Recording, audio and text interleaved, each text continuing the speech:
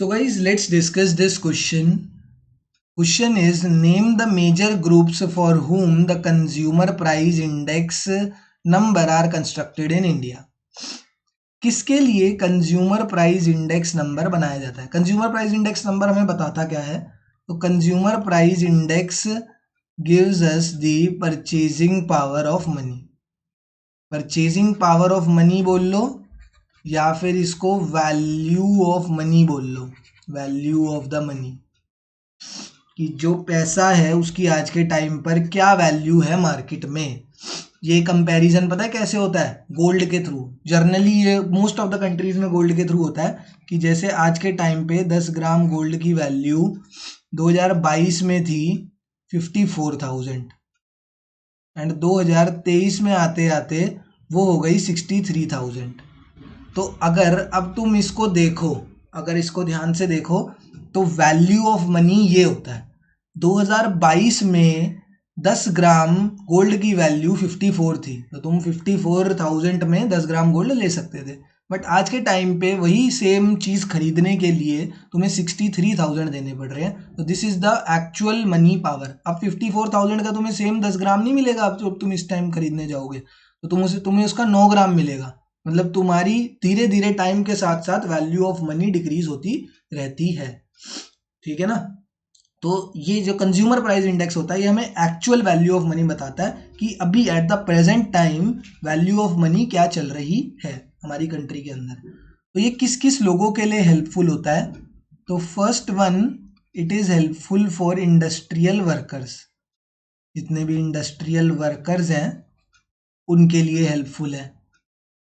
Second is urban non manual workers. कौन होते हैं ये बताऊंगा. Urban non manual workers. ठीक है, पहले वाली लिख देते हैं फिर बताता हूँ. Third is agricultural labourer. ये तो मुझे बताने की जरूरत नहीं है यार. सिंपल बात ये है कि ये उस आदमी के लिए कंज्यूमर प्राइस इंडेक्स बनाया जाता है जिसको सैलरी लेनी है. ये तीनों ही बंदे जो है ना, इन सबको अपनी सैलरी लेनी है. ठीक है, एंड सैलरी लेने वाले बंदे को पता होना चाहिए कि जो वैल्यू ऑफ मनी है वो कितनी चल रही है.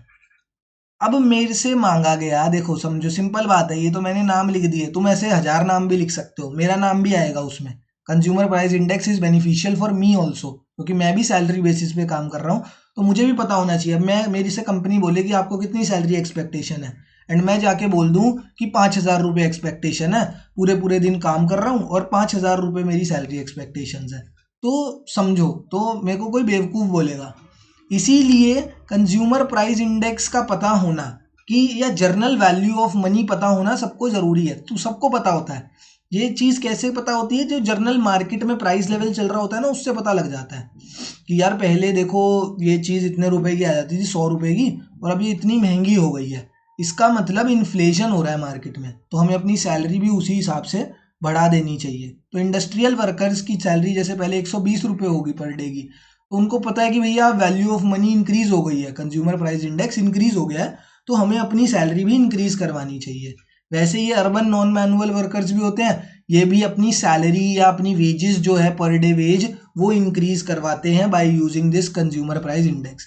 एंड जो एग्रीकल्चरल लेबरर, मतलब जो हमारे फार्म्स पर लेबर काम करती है, एक तो फार्म का लैंड ओनर है, लैंड ओनर खुद भी काम करता है बट वो लेबर भी हायर करता है, एंड उन लेबर की जो पर डे वेजेस होती है उनको भी इस चीज़ की नॉलेज होनी चाहिए कि मतलब वैसे जर्नली नहीं होती, उसके लिए एनजीओज और ये सब हैं जो इनको नॉलेज प्रोवाइड करते हैं इंडस्ट्रियल वर्कर्स को, एग्रीकल्चरल लेबरर्स को, कि तुम्हारी सैलरी इतनी होनी चाहिए.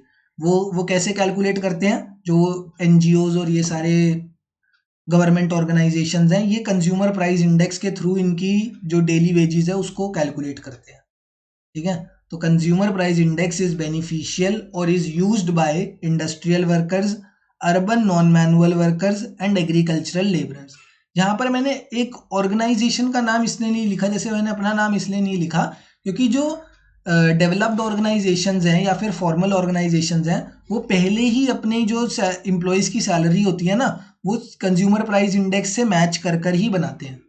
वो मेरी सैलरी कभी भी 5,000 देंगे ही नहीं। वो कहेंगे कि कंज्यूमर प्राइस इंडेक्स में जो तुम काम कर रहे हो उसकी बेसिक सैलरी ही 20,000 रुपये है, तो हम तुमको उसी के अराउंड पैसे देंगे, ठीक है ना। बट ये सारे कहाँ काम कर रहे हैं, ये सारे इनफॉर्मल सेक्टर में काम कर रहे हैं। तो इनफॉर्मल सेक्टर में काम करने वाले लोगों को तो खासकर कंज्यूमर प्राइस इंडेक्स की नॉलेज होनी चाहिए, ठीक है ना। Thank you.